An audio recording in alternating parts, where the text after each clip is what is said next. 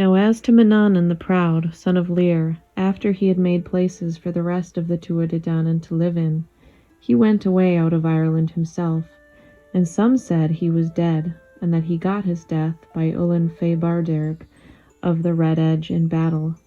And it is what they said, that the battle was fought at Machullen, and that Manannan was buried standing on his feet. And no sooner was he buried than a great lake burst up under his feet in the place that was a red bog till that time. The lake got the name of Loch Orbson from one of the names of Manannan. And it was said that Red Bob was glad, and many women were sorry at that battle. But he had many places of living, and he was often heard of in Ireland after. It was he sent a messenger to Etain, mother of Conara the High King, the time she was hidden in the cowherd's house. And it was he brought up Deirdre's children in Owen of the apple trees. And it was said of that place, a house of peace is the hill of the She of Owen. And it was he taught Diarmut of the Fianna to use the weapons, and it was he taught Cuchulainn the use of the Gae Bolg. And some say it was Deirdre's father, and that he brought Conchubar, king of Ulster, to the place she was hidden, and he running with the appearance of a hare before the hounds of the men of Ulster to bring them there. And it is what they say, that the time Conchubar had brought the sons of Usnach to Owen Macha, and could not come at them to kill them because of their bravery. It was Manannan he went to for help. And Manannan said that he would give him no help, for he had told him at the time he brought Deirdre away that she would be the cause of the breaking up of his kingdom, and he took her away in spite of him. But Conchubar asked him to put blindness for a while on the sons of Usnach, or the whole army would be destroyed with their blows. So after a while he consented to that. And when the sons of Usnach came out against the army of Ulster, the blindness came on them. And it was at one another they struck, not seeing who was near them. And it was but one by one another's hands they fell. But more say Manannan had no hand in it, and that it was Cathbad the Druid put a sea about them, and brought them to their death by his enchantments. And some say Cullen the smith, that gave his name to Cuchulainn afterwards, was Manannan himself, for he had many shapes. Anyway, before Cullen came to Ulster, he was living in the island of Folga. That was one of Manannan's places. And one time before Conchubar came into the kingdom, he went to ask advice of a druid. The druid bade him to go to the island of Folga and to ask Cullen, the smith he would find there, to make arms for him. So Conchubar did so, and the smith promised to make a sword and a spear and a shield for him. While he was working at them, Conchubar went out one morning early to walk on the strand, and there he saw a sea woman asleep on the shore, and he put bonds on her in her sleep, so that she would not make her escape. But when she awoke and saw what had happened, she asked him to set her free. And I am Tivil, she said, one of the queens of the sea, and bid Cullen, that is making your shield for you, to put my likeness on it and my name about it. Wherever you go into battle with that shield, the strength of your enemies will lessen, and your own strength and the strength of your people will increase. So Conchubar let her go, and bade the smith do as she told him. When he went back to Ireland, he got the victory wherever he brought that shield. And he sent for Cullen then, and offered him a place on the plains of Merhemna. And whether he was or was not Manannan, it's likely he gave Cuchulainn good teaching the time he stopped with him there after killing his great dog. Manannan had good hounds one time, but they went hunting after a pig that was destroying the whole country, making a desert of it. They followed it till they came to a lake, and there it turned on them, and no hound of them escaped alive, but they were all drowned or maimed. The pig made for an island then that got the name of Muckinish, the Pig's Island, afterwards, and the lake got the name of Loch Conn, Lake of the Hounds. It was through Manannan, the wave of Tuig, one of the 3 great waves of Ireland, got its name, and this is the way that happened. There was a young girl of the name of Tuig, a fosterling of Conara the High King, was reared in Taor, and a great company of the daughters of the kings of Ireland were put about her to protect her, the way she would be kept for a king's asking. But Manannan sent fair Ferdiad of the Tuatha Dé Danann, that was a pupil of his own, and a druid in the shape of a woman of his own household. And he went where Tuag was, and sang a deep sleep spell over her, and brought her away to Inverglass. There he laid her down while he went looking for a boat that he might bring her away in her sleep to the land of the ever-living women. But a wave of the flood tide came over the girl, and she was drowned, and Manannan killed fair Ferdiad in his anger. One time, Manannan's cows came up out of the sea at Balcronan, 3 of them, a red, a white, and a black. And the people that were there saw them standing on the strand for a while, as if thinking, and then they all walked up together, side by side from the strand. At that time there were no roads in Ireland, and there was great wonder on the people when they saw a good wide road ready before the 3 cows to walk on. And when they got about a mile from the sea, they parted. The white cow went to the northwest towards Lumnach, the red cow went to the southwest, and on round the coast of Ireland. The black cow went to the northeast towards Leishmore, in the district of Portlarga, and a road opened before each of them that is to be seen to this day. Some say it was Manannan went to Finn and the Fianna in the form of Gilad the bad servant, and brought them away to land under wave. He often used to go hunting with them on Connachaina, and sometimes he came to their help. And it was he went playing tricks through Ireland a long time after that happened. The time he got the name of O'Donnell's Cairn, and it is the way it happened. Eve Dove O'Donnell was holding a feast one time in Bealach Sennog. His people were boasting of the goodness of his house and of his musicians. While they were talking, they saw a clown coming towards them. Old striped clothes he had, and puddle water splashing in his shoes, his sword sticking out naked behind him, and his ears through the old cloak that was over his head. In his hand he had 3 spears of hollywood, scorched and blackened.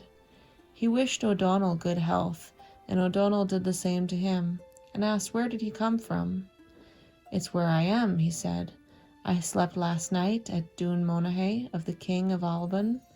I am a day in Illa, a day in Kinterra, a day in Rochlin, a day in the watchman's seat in Slieve Fuath. A pleasant, rambling, wandering man am I. And it is with yourself I am now, O'Donnell," he said. "Let the gatekeeper be brought to me." When the gatekeeper came, he asked, "Was it he let in this man?" And the gatekeeper said he did not, and that he never saw him before. "Let him off, O'Donnell," said the stranger, "for it was as easy for me to come in as it will be to me to go out again." There was wonder on all of them then, any man to have come into the house without passing the gate. The musicians began playing their music then. All the best musicians of the country were there at the time.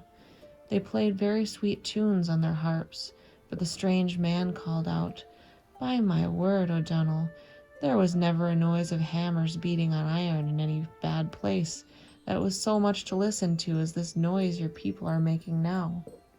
With that he took a harp, and he made music that would put women in their pains and wounded men after a battle into a sweet sleep.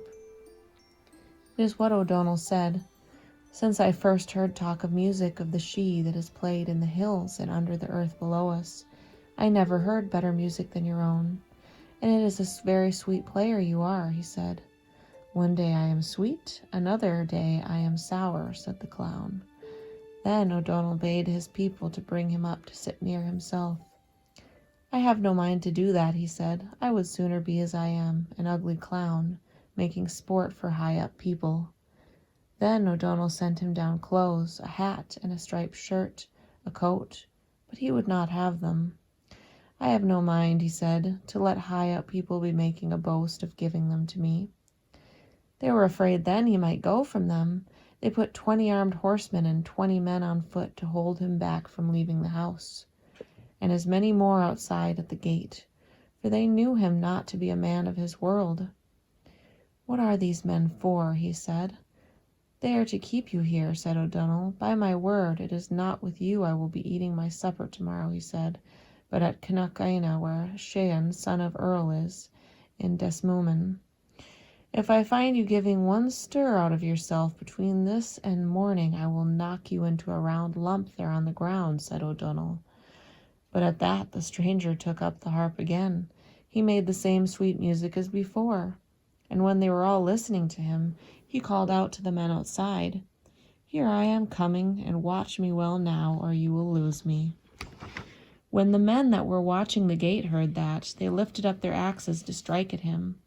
But in their haste it was at one another they struck, till they were all lying stretched in blood.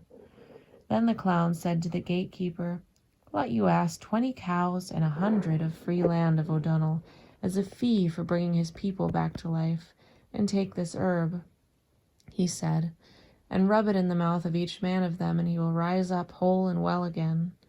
So the gatekeeper did just that, and he got the cows and the land from O'Donnell, and he brought all the people to life again. Now at that time Shagan, son of Earl, was holding a gathering on the green in front of his dune. He saw the same man coming towards him, and dressed in the same way, the water splashing in his shoes. But when he asked who was he gave himself the name of a very learned man, Duartana o Duartana, and he said it was by Rua he was come, and by Kescaran, and from that to Corsleeve, and to Malorg of the Dagda, into the district of High Connell Gavra, till I came to yourself, he said, by Cruachan of Ma'ai. So they brought him into the house, and gave him wine for drinking, and water for washing his feet. He slept till the rising of the sun on the morrow, and at that time Sean, son of Earl, came to visit them, and he said, It's a long sleep you had. There is no wonder in that, and your journey so long yesterday. But I often heard of your learning in books, and of your skill on the harp, and I would like to hear you this morning, he said. I am good in those arts indeed, said the stranger. So they brought him a book, but he could not read a word of it, and then they brought him a harp, and he could not play any tune. It is likely your reading and your music are gone from you, said Sean, and he made a little ran on him, saying it was a strange thing, Duartana o Duartana, that had such a great name, not to be able to read a line of one book, or even to remember. But when the stranger heard how he was being mocked, he took up the book and read from the top to the bottom of the page very well, in a sweet-sounding voice. And after that he took the harp and played and sang the name, the same way he did at O'Donnell's house the day before. It's a very sweet man of learning you are, said Sean. One day I am sweet, another day I am sour, said the stranger. They walked out together then on Connacht-Aina, but when they were talking there, the stranger was gone all of a minute, and Sean, son of Earl, could not see where he went. And after that he went on and reached Sligoch just at the time O'Connell Cubar was setting out with the men of Connacht to avenge the Connacht's hag's basket on the hag of Munster. This time he gave himself the name of Gilladicare, the bad servant, and he joined with the men of Connacht, and they went over the Shannon westward into Munster. There they hunted and drove every creature that could be made travel, cattle and horses and flocks, into one place, till they got the hornless bull of the Munster hag and her 2 speckled cows, and O'Connell Cubar brought them away to give the Connacht hag in satisfaction for her basket. The men of Munster made an attack on them as soon as they were going back, and the Gilladicare asked O'Connell Cubar would he sooner have the cows driven or have the Munster men checked, and he said he would sooner have the Munster men checked. So the Gilladicare turned on them with his bow, and 24 arrows kept them back till O'Connell Cubar and his people were safe out of their reach in Connacht. But he took some offence then, on account of O'Connell Cubar taking the first drink himself when they came to his house, and not giving it to him that had done so much. And he took his leave and went from them on the moment. After that he went to where Teague O'Kella was, and having his old striped clothes and his old shoes as before, and when they asked him what art he had, he said, I am good at tricks, and if you will give me 5 marks I will show you a trick. I'll give you that, said Teague. With that the stranger put 3 rushes on the palm of his hand. I will blow away the middle rush now. The other two will stop as they are." So they told him to do that, and he put the tops of 2 fingers on the 2 outside rushes and blew the middle one away. "There is a trick now for you, Teague O'Kella," he said then. "By my word, that is not a bad trick," said O'Kella. But one of his men said, "That there may be no luck with him that did it. And give me the half of the money now, Teague," he said. "I will do the same trick for you myself." "I will give you the half of what I got if you will do it," said the stranger. So the other put the rushes on his hand, but if he did, when he tried to do the trick, his 2 fingertips went through the palm of his hand. "Oh," said the stranger, "that is not the way I did the trick, but as if you have lost the money," he said, "I will heal you again." "I could do another trick for you," he said. "I could wag the ear on one side of my head, and the ear on the other side would stay still." "Do it then," said O'Kella. So the man of tricks took hold of one of his ears and wagged it up and down. "That is a good trick indeed," said O'Kella. "I will show you another one." With that he took from his bag a thread of silk and gave a cast of it up into the air, that it was made fast to a cloud. And then he took a hare out of the same bag. It ran up the thread, then took out a little dog and laid it on after the hare.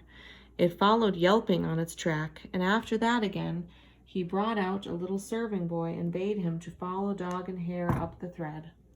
Then out of another bag he had with him he brought out a beautiful, well-dressed young woman, and bade her to follow after the hound and the boy, and to take care and not let the hare be torn by the dog. She went up then quickly after them, and it was a delight to Teague O'Kella to be looking at them and listening to the sound of the hunt going on in the air. All was quiet then for a long time, and then the man of tricks said, "I am afraid there's some bad work going on up there." "What's that?" said O'Kella. "I am thinking," said he, "the hound might be eating the hare, and the serving boy courting the girl." "It is likely enough they are," said O'Kella.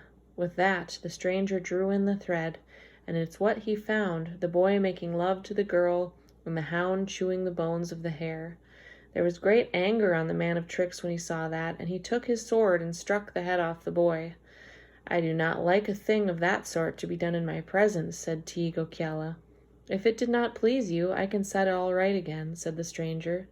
And with that he took up the head and made a cast of it at the body, and it joined to it. The young man stood up, but if he did, his face was turned backwards. "It'd be better for him to be dead than to be living like that," said O'Kella. When the man of tricks heard that, he took hold of the boy and twisted his head straight, and he was as well as before. The man of tricks vanished, and no one saw where he was gone. That is the way Manannan used to be going round Ireland, doing tricks and wonders, and no one could keep him in any place, and if he was put on a gallows itself, he would be found safe in the house after, some other man on the gallows in his place.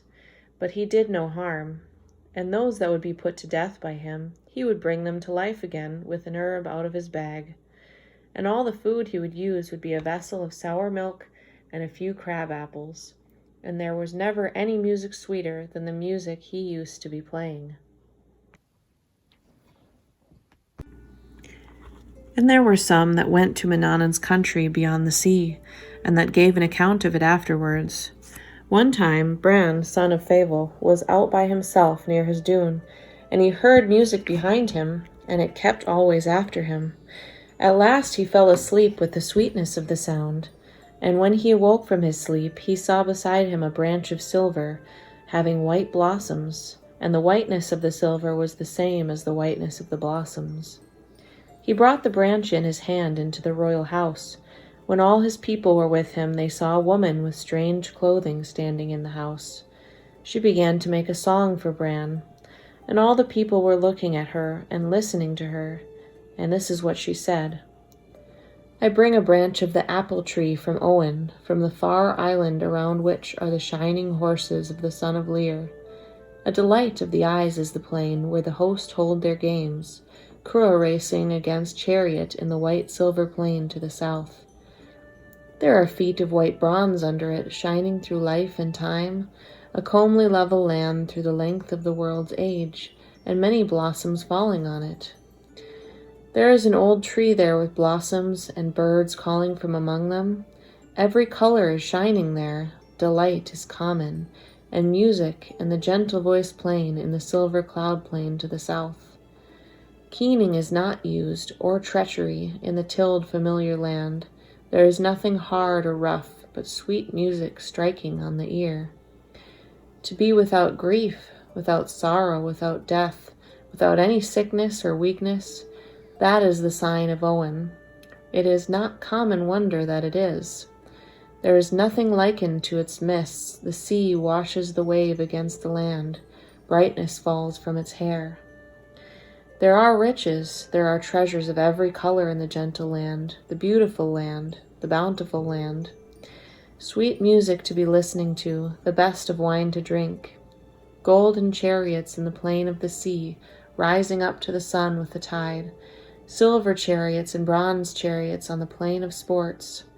Gold yellow horses on the strand, and crimson horses, and others with wool on their backs, blue like the color of the sky.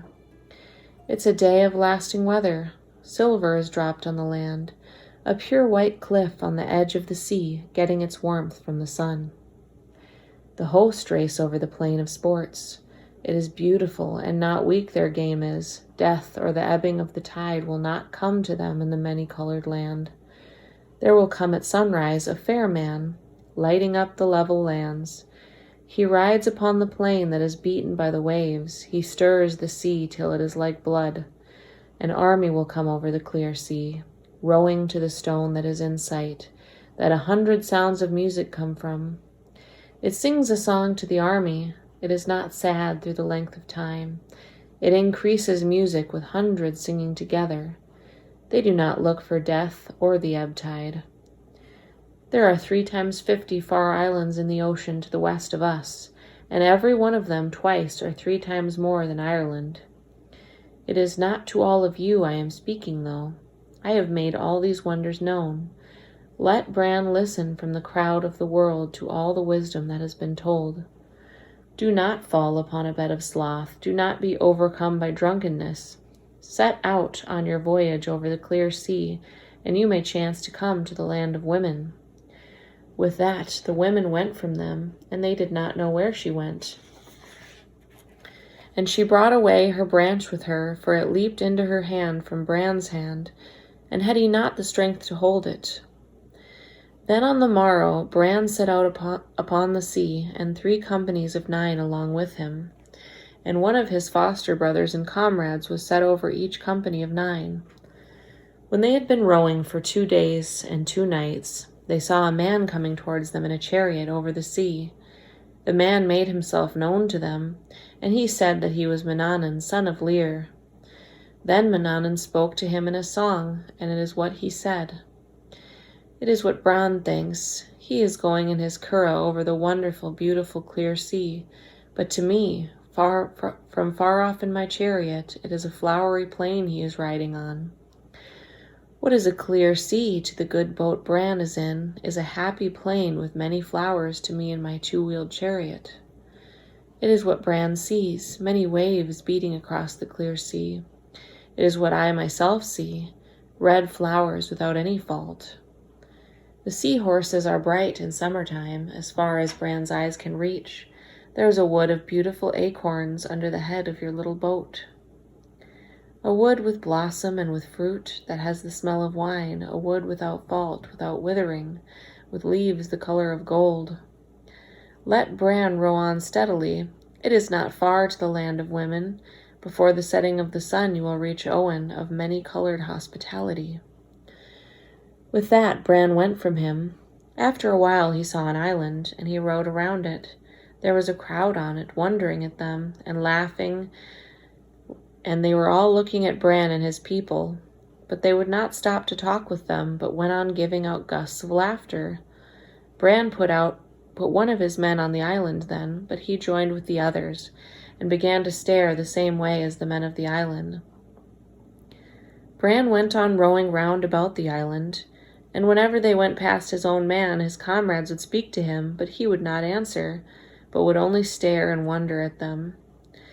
So they went away and left him on that island that is called the Island of Joy. It was not long after that they reached to the land of women. They saw the chief of one of the women at the landing place, and here's what she said. Come hither to land, Bran of son of Fable. It is welcome your coming is. But Bran did not dare go on the shore. Then the woman threw a ball of thread straight to him, and he caught it in his hand, and held it fast to his palm. The woman kept the thread in her own hand, and she pulled the curragh to the landing place. On that they went into a grand house, where there was a bed for every couple, 3 times 9 beds. The food was that put on every dish never came to an end, and they had every sort of food and drink they wished for. It seemed to them they were only a year there when the desire home took hold on one of them. Nectan, son of Colbran, and his kinsmen were begging and praying Bran to go back with him to Ireland. The woman said there would be repentance on them if they went, but in spite of this they set out in the end. The woman said to them not to touch the land when they would come to Ireland, and she bade them to visit and to bring with them the man they left in the Island of Joy. So they went onwards towards Ireland till they came to a place called Shrub Bruin. And there were people on the strand that asked them who they were that were coming over the sea. Bran said, I am Bran, son of Fable. But the people said, We know of no such man, though the voyage of Bran is in our very old stories. Then Nectan, son of Colbran, made a leap out of the curragh, and no sooner did he touch the shore of Ireland than he was a heap of ashes, the same as if he had been in the earth through hundreds of years. Then Bran told the whole story of his wanderings to the people from the beginning, and after that he bade them farewell, and his wanderings from that time are not known. And another that went to Manannan's country was Cormac, grandson of Con, king of Tewar. And this is the way that it happened.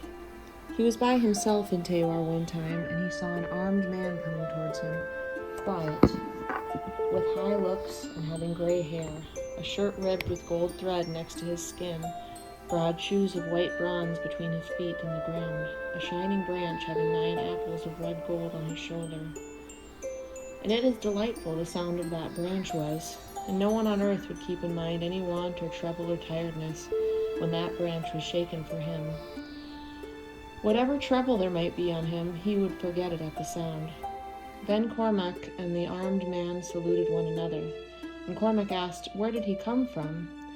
I come, he said, from a country where there is nothing but truth, and where there is neither age, nor withering away, nor heaviness, nor sadness, nor jealousy, nor envy, nor pride. That is not so with us, said Cormac, and I would be well pleased to have your friendship, he said. I am well pleased to give it, said the stranger. Give me your branch along with it, said Cormac. I will give it, said the stranger, if you will give me the 3 gifts I ask in return. I will give them to you indeed, said Cormac.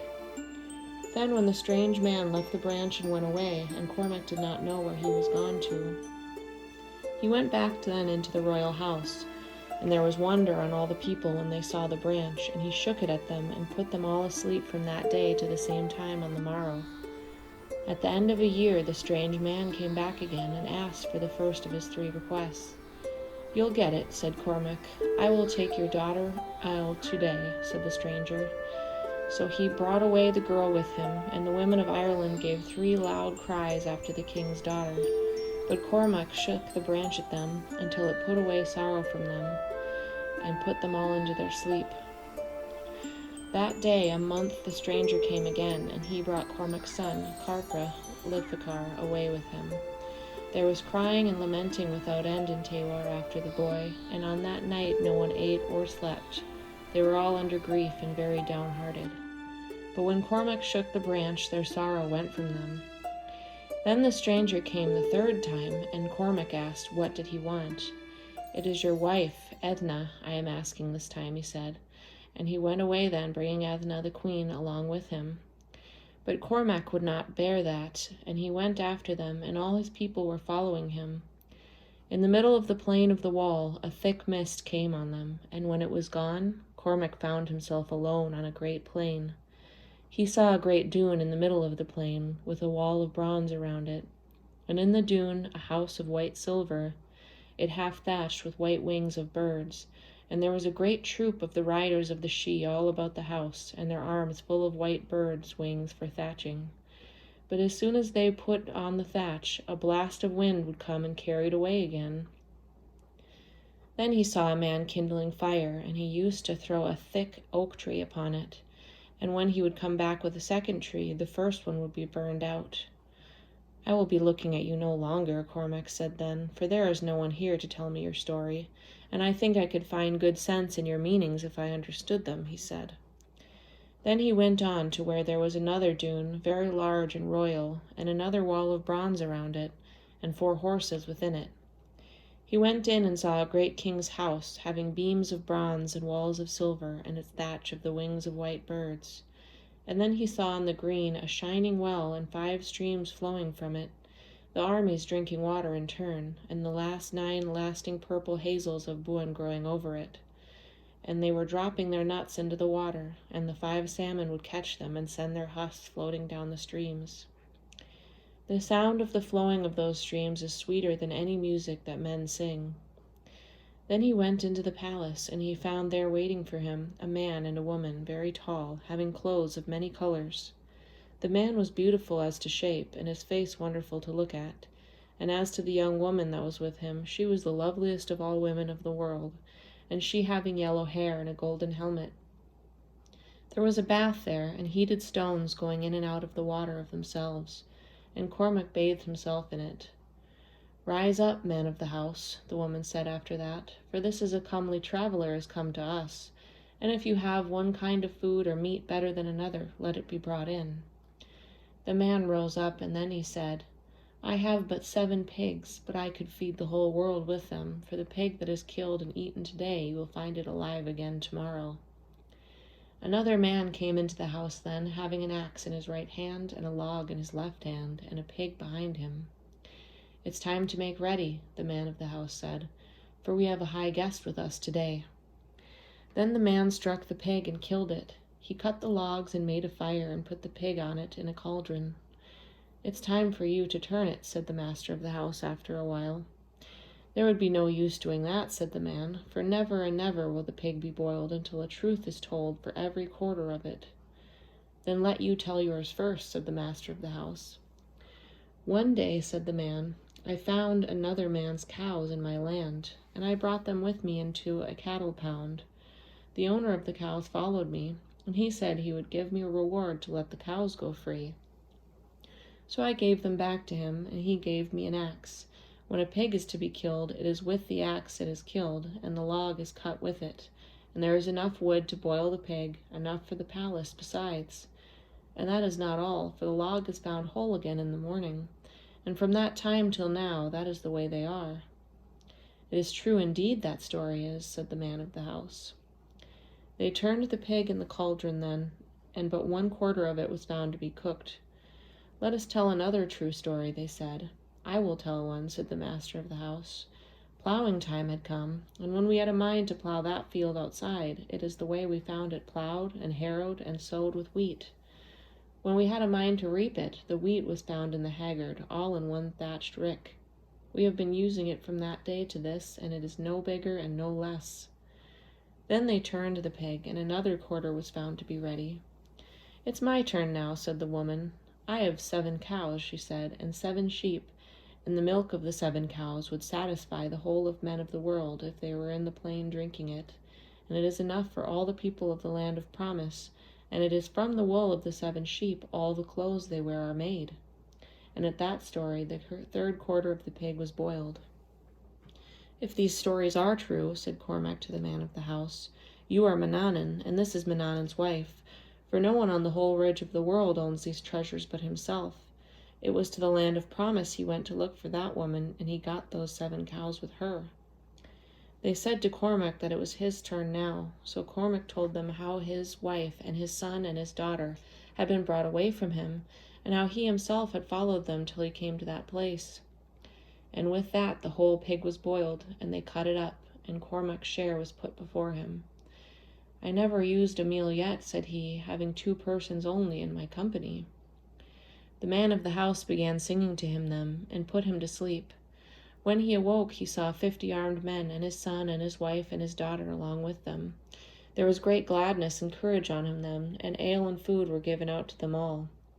And there was a gold cup put in the hand of the master of the house, and Cormac was wondering at it, for the number of the shapes on it, and for the strangeness of the work. "There is a stranger thing yet about it," the man said. "Let 3 lying words be spoken under it, and it will break into 3, and then let 3 true words be spoken under it, and it will be good as it was before." So he said 3 lying words under it, and it broke in 3 pieces. "It's best to speak truth now under it," he said, "and to mend it. And I give my word, Cormac," he said, "that until today neither your wife or your daughter has seen the face of a man since they were brought away from you out of Tewar, and that your son has never seen the face of a woman." And with that the cup was whole again, and on the moment, "Bring away your wife and your children with you now," he said, "and this cup along with them. That way you will have it for judging between truth and untruth, and I will leave the branch with you for music and delight. But on the day of your death they will be taken from you again. And I myself," he said, "am Manannan, son of Lear, king of the land of promise, and I brought you here by enchantments that you might be with me tonight in friendship. And the riders you saw thatching the house," he said, "are the men of art and poets, and all that look for a fortune in Ireland, putting together cattle and riches. For when they go out, all that they leave in their houses goes to nothing, and so they go on forever. The man you saw kindling the fire," he said, "is a young lord that is more liberal than he can afford, and everyone else is served while he is getting the feast ready, and everyone else profiting by it. And the well you saw is the well of knowledge, and the streams are the 5 streams which go throughout all knowledge. And no one will have knowledge who does not drink a draught out of the well itself or out of the streams. And the people of many arts are those who drink from them all." On the morning of the morrow, when Cormac rose up, he found himself on the green of Tewar, and his wife and his son and his daughter along with him, and he having his branch and his cup. And it was given the name of Cormac's cup, and he used to judge between truth and falsehood among the Gael. But it was not left in Ireland after the night of Cormac's death, as Manannan had foretold him.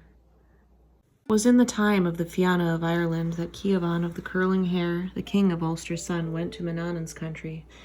Ciavan now was the most beautiful of the young men of the world at that time, and he was as far beyond all other king's son as the moon is beyond the stars. And Finn liked him well, but the rest of the Fianna got to be tired of him, because there was not a woman of their women, wed or unwed, but gave him her love. And Finn had to send him away at the last, for he was in dread of the men of the Fianna because of the greatness of their jealousy. So Ciaran went on till he came to the strand of the cairn that is now called the strand of the strong man, between Dun Sobarcha and the sea. And there he saw a curragh, and it having a narrow stern of copper. And Ciaran got into the curragh, and his people said, "Is it to leave Ireland you have a mind, Ciaran?" "It is indeed," he said, "for in Ireland I get neither shelter or protection." He bade farewell to his people then, and he left them very sorrowful after him, for to part with him was like the parting of life from the body. And Ciaran went on in the curragh, and a white shouting wave rose up about him, every one of them the size of a mountain, and the beautiful speckled salmon that are used to stop in the sand and the shingle rose up to the sides of the curragh, till great dread came on Ciaran, and he said, "By my word, if it was on land I could make a better fight for myself." He was in this danger till he saw a rider coming towards him on a dark grey horse, having a golden bridle. He would be under the sea for the length of 9 waves, and he would rise with the 10th wave, and no wet on him at all. And he said, "What reward would you give to whoever would bring you out of this great danger?" "Is there anything in my hand worth offering you?" said Ciaran. "There is," said the rider, "that you would give your service to whoever would give you his help." Ciaran agreed to that, and he put his hand into the rider's hand. With that the rider drew him onto the horse, and the curragh came on beside them till they reached to the shore of Tir Tarnara, the land of promise. They got off the horse then, and came to Loch Luchra, the lake of the dwarves, and to Manannan's city. and feast was after being made ready there, and comely serving boys were going round with smooth horns and playing on sweet-sounding harps till the whole house was filled with music. Then there came in clowns, long-snouted, long-heeled, lean and bald and red. They used to be doing tricks in Manannan's house. One of these tricks was, a man of them to take 9 straight willow rods and to throw them up to the rafters of the house, to catch them again as they came down, and he standing on one leg and having but one hand free. They thought no one could do that trick but themselves, and they were used to ask strangers to do it, the way they could see them fail. So this night, when one of them had done the trick, he came up to Ciaran, and that was beyond all the men of Jaya or the sons of the Gael that were in the house, in shape and in walk and in name. And he put the 9 rods in his hand, and Ciaran stood up, and he did the feat before them all, the same as if he had never learned how to do any other thing. Now Geban, that was a chief druid in Manannan's country, had a daughter, Clina, of the fair hair, that had never given her love to any man. But when she saw Ciaran, she gave him her love, and she agreed to go away with him on the morrow. They went down to the landing place and got into a curragh, and they went on till they came to Teague Strand in the southern part of Ireland. It was from Teague Brech the freckled the strand got its name. That went there one time for a wave game, and 3 times 50 young girls with her, and they were all drowned in that place. As to Ciaran, he came on shore and went looking for deer, as was right under the thick branches of the wood. And he left the young girl in the boat on the strand. But the people of Manannan's house came after them, having 40 ships, and Yuchna, that was in the curragh with Clina, did treachery. He played music to her till she lay down in the boat and fell asleep. It was then a great wave came up on the strand and swept her away. The wave got its name from Clina of the fair hair. That will be long remembered. And it is likely it was Manannan sent his messenger for Connla of the red hair the time he went away out of Ireland. For it is to his country Connla was brought, and this is the way he got the call. It chanced one day he was with his father, Con, king of Tewar, on the hill of Uisnech, and he saw a woman having wonderful clothing coming towards him. "Where is it you come from?" he asked her. "I come," she said, "from Tirnanbo, the land of the ever-living ones, where no death comes. We use feasts that are lasting," she said, "and we do every kind of thing without quarreling, and we are called the people of the Sidhe." "Who are you speaking to, boy?" said Con to him then, for no one saw the strange woman but only Connla. "He is speaking to a high woman that death or old age will never come to," she said. "I am asking him to come to Maumel, the pleasant plain, where the triumphant king is living, and there he will be a king forever, without sorrow or fret. Come with me, Connla of the red hair," she said, "of the fair freckled neck and of the ruddy cheek. Come with me, and your body will not wither from its youth and its comeliness forever." They could all hear the woman's words then, though they could not see her. And what Con said to Coran his druid, "Help me, Coran, you that sing spells of the great arts. There is an attack made on me that is beyond my wisdom and beyond my power. I never knew so strong an attack since the first day I was a king. There is an unseen figure fighting with me. She is using her strength against me to bring away my beautiful son. The call of a woman is bringing him away from the hands of the king." Then Coran the druid began singing spells against the woman of the Sidhe, the way no one would hear her voice, and Connla could not see her any more. But when she was being driven away by the spells of the druid, she threw an apple to Connla. And through the length of a month from that time, Connla used no other food nor drink but that apple, for he thought no other food or drink worth the using. And for all he ate of it, the apple grew no smaller, but was whole all the while. And there was great trouble on Connla on account of the woman he had seen.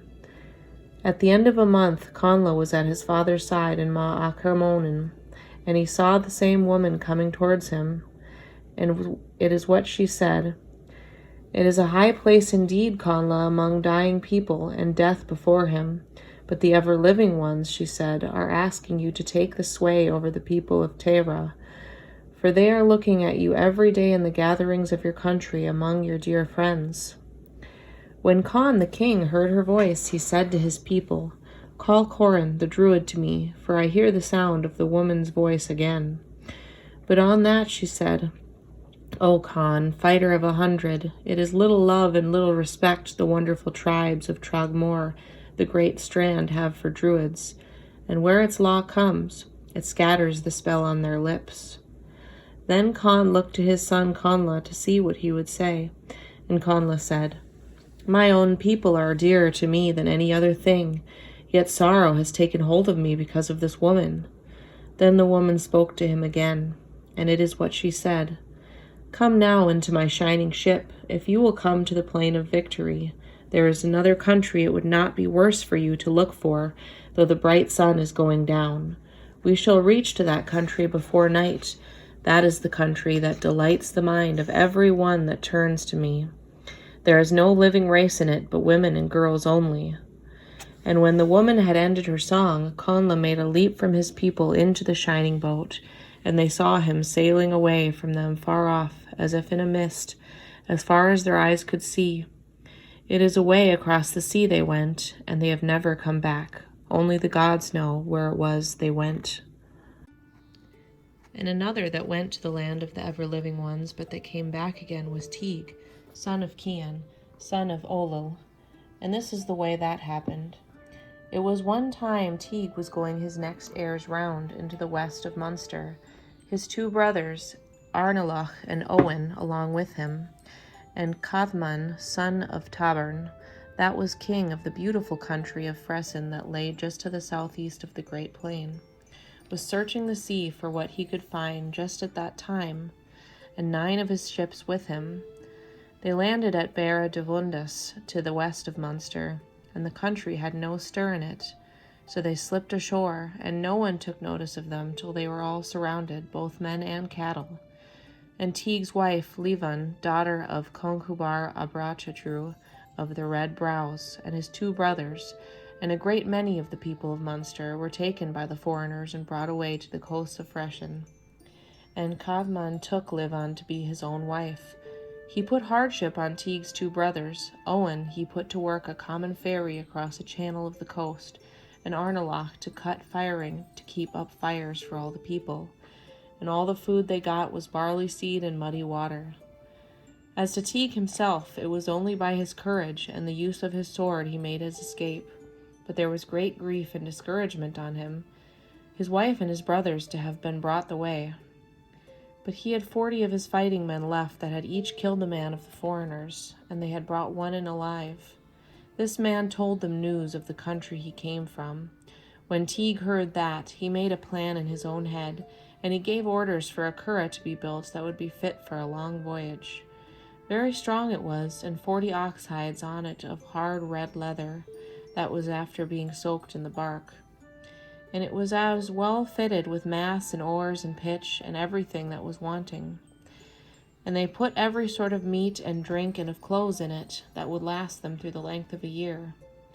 When all was ready and the curragh out in the tide, Teague said to his people, "Let us set out now on the high sea, looking for our own people that are away from us this long time."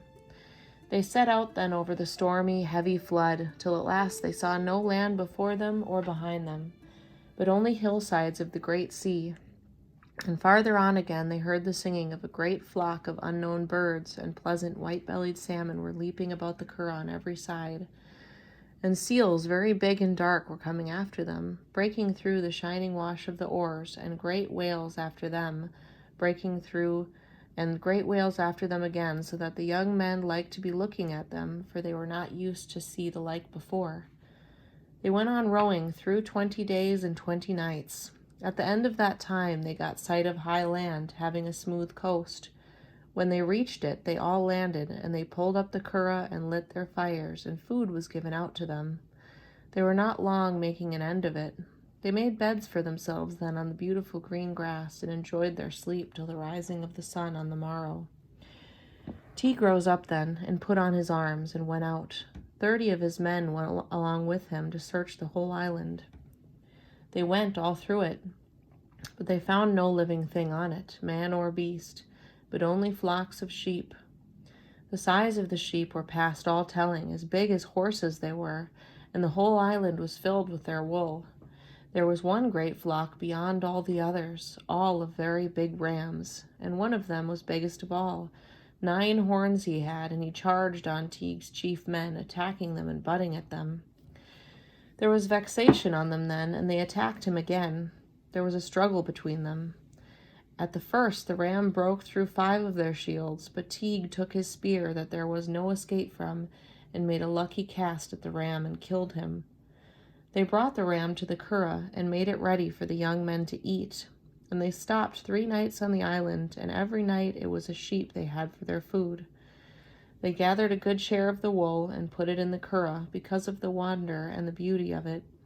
They found the bones of the very big men on the island, but whether they died of sickness or were killed by the rams, they did not know. They left that island then and went forward till they found 2 strange islands, where there were great flocks of wonderful birds, like blackbirds, and some of them the size of eagles or of cranes, and they red with green heads on them, and the eggs they had were blue and pure crimson. Some of the men began eating the eggs, and on the moment feathers began to grow out on them. But they went bathing after that, and the feathers dropped off them again as quickly as they came. It was the foreigner they had with them gave them the course up to this time, for he had been on the same track before. But now they went on through the length of 6 weeks and never saw land. And he said then, "We are astray on the great ocean that has no boundaries." Then the wind with its sharp voice began to rise, and there was a noise like the tramping of feet in the sea. It rose up into great mountains, hard to climb, and there was great fear on Teague's people, for they had never seen the like.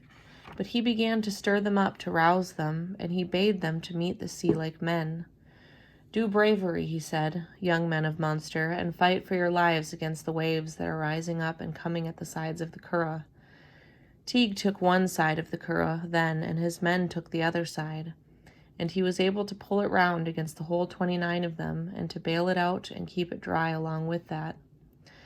After a while they got a fair wind and put up their sail. That way less water came into the curragh, and then the sea went down and lay flat and calm, and there were strange birds of many shapes singing around them in every part. They saw land before them then, with a good coast, and with that courage and gladness came on them. When they came nearer to the land, they found a beautiful Inver, a river's mouth, with green hills about it, the bottom of it sandy and as bright as silver, and red speckled salmon in it, the pleasant woods with purple treetops edging the stream. "It is a beautiful country, this is," said Teague, "and it would be happy for him that would always be in it. And let you pull up the ship now," he said, "and dry it out." The score of them went forward into the country, and a score stopped to mind the curragh. And for all the cold and discouragement and bad weather they had gone through, they felt no wish at all for food or for fire, but the sweet smell of the crimson branches in the place they were come to satisfied them. They went on through the wood, and after a while they came to an apple garden having red apples in it, and leafy oak trees, and hazels yellow with nuts. "It is a wonder to me," said Teague, "to find summer here and at winter time in our own country."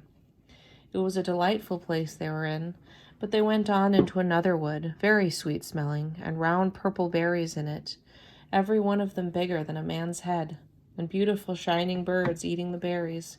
Strange birds they were, having white bodies and purple heads and golden beaks. And while they were eating the berries, they were singing sweet music that would have put sick men and wounded men into their sleep. Teague and his men went farther on again till they came to a great smooth flowery plain with a dew of honey over it, and 3 steep hills on the plain, having a very strong dune on every one of them. And when they got to the nearest hill, they found a white-bodied woman, the best of the women of the whole world, and it is what she said: "Your coming is welcome, Teague, son of Cian, and there will be food and provisions for you as you want it." "I am glad of that welcome," said Teague. "And tell me now, woman of sweet words," he said, "what is that royal dune on the hill having walls of white marble around it?"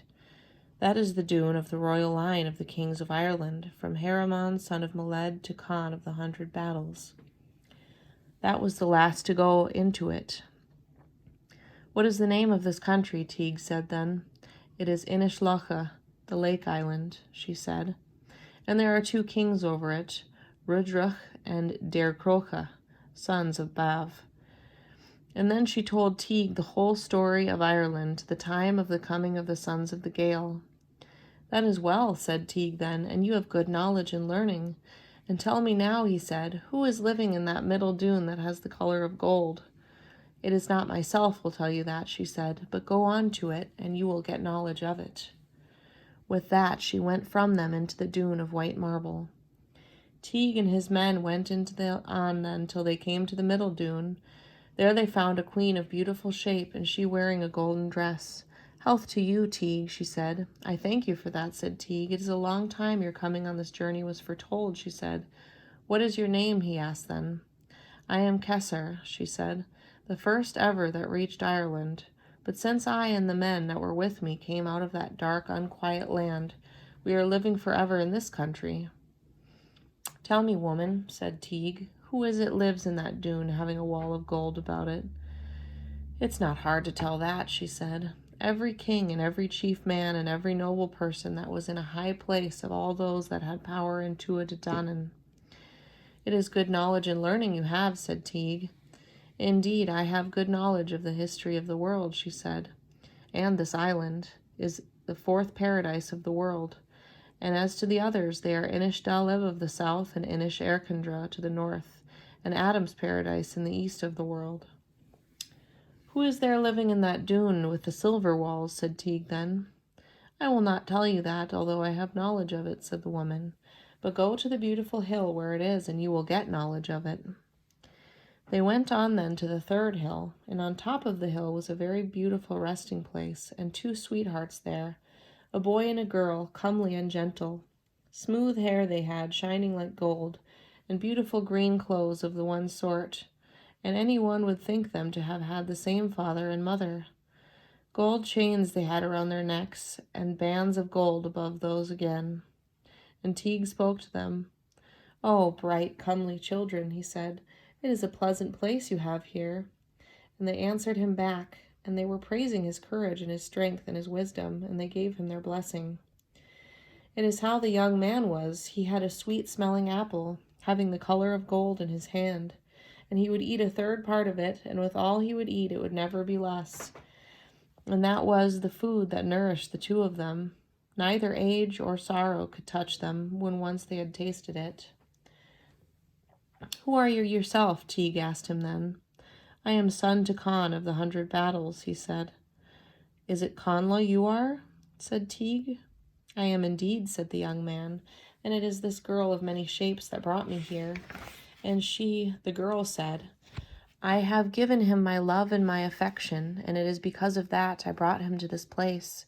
That way we might be looking at one another forever, and beyond that we have never gone. That is a beautiful thing and a strange thing, said Teague, and a thing to wonder at. And who is there in that grand dune with the silver walls, he said. There is no one at all in it, said the girl. What is the reason of that, said Teague. It is for the kings that are to rule Ireland yet, she said, and there will be a place in it for yourself, Teague. Come now, she said, till you see it. The lovers went on to the dune, and it is hardly the green grass was bent under their white feet, and Teague and his people went along with them. They came then to the great wonderful house that was ready for the company of the kings. It is a pleasant house that was, and any one would like to be in it. Wiles of white bronze it had, set with crystals and with carbuncles that were shining through the night as well as through the day. Teague looked out from the house then, and he saw to one side of him a great sheltering apple tree, and blossoms and ripe fruit on it. What is that apple tree beyond? Said Teague. It is the fruit of that tree is food for the host in this house, said the woman. And it was an apple of that apple tree brought Conla here to me. A good tree it is, with its white blossomed branches and its golden apples that would satisfy the whole house. Then Conla and the young woman left them, and they saw coming towards them a troop of beautiful women. There was one among them that was most beautiful of all, and when she was come to them, she said, A welcome to you, Teague. I thank you for that welcome, said Teague, and tell me, who are you yourself? I am Cleena of the fair hair, she said, daughter of Gevan, son of Trian, of the Tuatha Dé Danann. a sweetheart of Kievan of the curling hair, and it is from me Clena's wave on the coast of Munster got its name. I am a long time now on this island, and it is the apples of that tree you saw that we use for food." And Teague was well pleased to be listening to her talk, but after a while he said, "It is best for us to go on now to look for our people. We will be well pleased if you stop longer with us," said the woman. While she was saying those words, they saw 3 beautiful birds coming to them. One of them blue and his head crimson, one was crimson and his head green, and the third was speckled and his head the color of gold.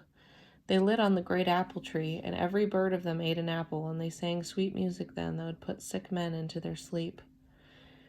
"Those birds will go with you," Clena said then. "They will give you guidance on your way, and they will make music for you, and there will be neither sorrow or sadness on you by land or by sea till you come to Ireland.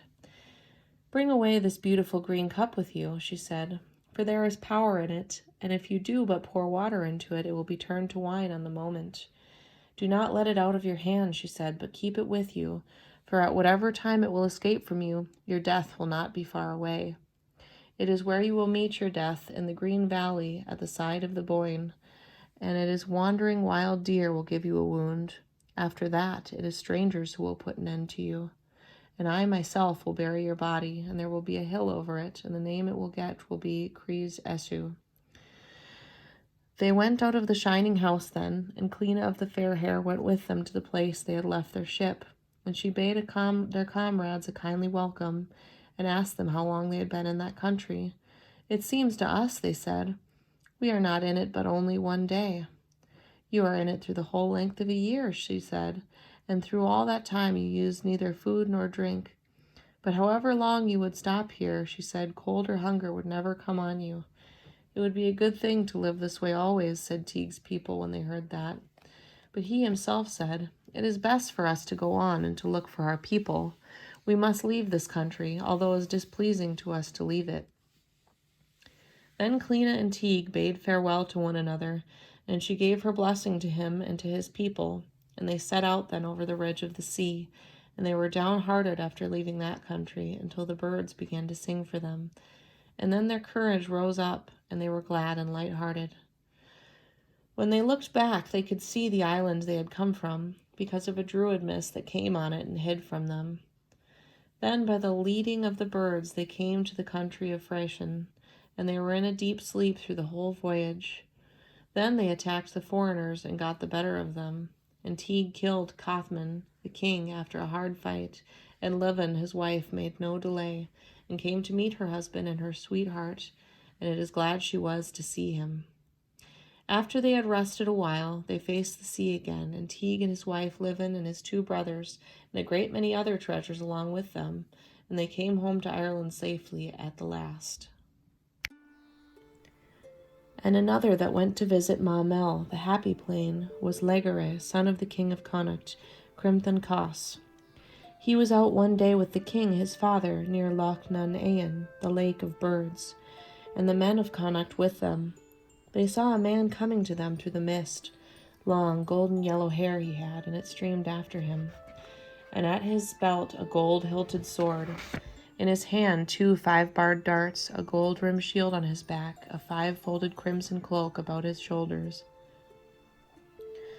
"Give a welcome to the man that is coming towards you," said Legare, that had the best name of all the men of Connacht, to his people.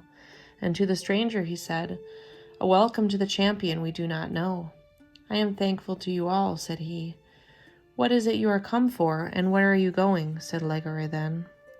"I am come to look for the help of fighting men," said the stranger, "and my name," he said, "is Fiachna, son of Betach, of the men of the Sidhe. And it is what ails me. My wife was taken from my pillow and brought away by Eochni, son of Saul. We fought together, and I killed him. Now she is gone to a brother's son of his, Gaul, son of Dolph, king of the people of Maumelle. 7 battles I gave him, but they all went against me. And on this very day there is another to be fought, and I am come to ask help. To every one that deserves it I will give a good reward of gold and of silver for that help." And he said, "The most beautiful of plains is the plain of 2 mists. It is not far from this, It is a host of the men of the Sidhe, full of courage, stirring up pools of blood upon it. We have drawn red blood from the bodies of high nobles. Many women are keening them with cries and with tears. The men of the host, in good order to go out ahead of their beautiful king, they march among blue spears, white troops of fighters with curled hair. They scatter the troops of their enemies. They destroy every country they make an attack on. They are beautiful in battle, a host with high looks, rushing, avenging. It is no wonder they had to have such strength. Every one of them is the son of a king and a queen. Manes of hair they have the color of gold. Their bodies smooth and comely, their eyes blue and far-seeing, their teeth bright like crystals within their thin red lips. White shields they have in their hands with patterns on them of white silver, blue shining swords, red horns set with gold. They are good at killing men in battle, good at song-making, good at chess-playing. The most beautiful of plains is the plain of the two mists. The men of the Sidhe are stirring up pools of blood on it. It is not far from this place. It would be a shameful thing not to give our help to this man, said Legare. Fiachna, son of Beatach, went down into the lake then, for it was out of it he had come, and Legare went down into it after him, and 50 fighting men along with him. They saw a strong place before them then, and a company of armed men, and Gol, son of Dalif, at the head of them. That is well, said Legare, and I and my 50 men will go out against this troop. I will answer you, said Gol, son of Dalif. The 250s attacked one another then, and Gol fell, but Legare and his 50 escaped with their lives and made a great slaughter of their enemies, that not one of them made his escape. Where is the woman now, said Legare. She is with the dune of Maamel, and a troop of armed men keeping guard about it, said Fiachna. Let's stop here, and I and my 50 will go there, said Legare.